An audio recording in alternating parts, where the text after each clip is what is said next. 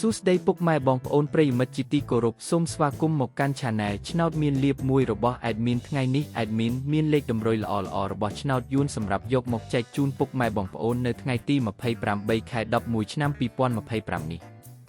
ដូចនេះ Admin មិនចង់ចាយពេលវេលារបស់ពុកម៉ែបងប្អូនយូរតោះយើងមកតាមដានលេខតម្រុយឆ្នោតរបស់យើងទាំងអស់គ្នា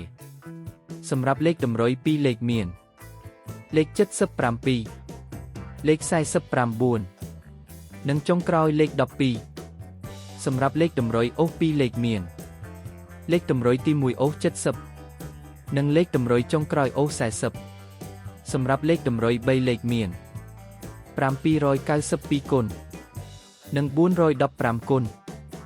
សម្រាប់លេខតម្រុយថ្ងៃនេះ Admin សូមជូនពរឲ្យពុកម៉ែបងប្អូននិងប្រិយមិត្តទាំងឡាយជួបតែសំណាងល្អទាំងអស់គ្នាហេងមានលាភមានជ័យជាចុងក្រោយសូមកុំភ្លេចជួយចុច Subscribe និង Comment ហើយដាក់សញ្ញារូបកណ្ដឹងដើម្បីជាការផ្ដល់កម្លាំងចិត្តមកកាន់ Admin ជាពិសេសងាយស្រួលតាមដានវីដេអូថ្មីៗនិងលេខតម្រុយល្អៗជាប្រចាំថ្ងៃជាមួយ Admin សូមគោរពលាពុកម៉ែបងប្អូនពី Admin ឆ្នោតមានលាភមួយសូមសំណាងល្អទាំងអស់គ្នាសូមអរគុណ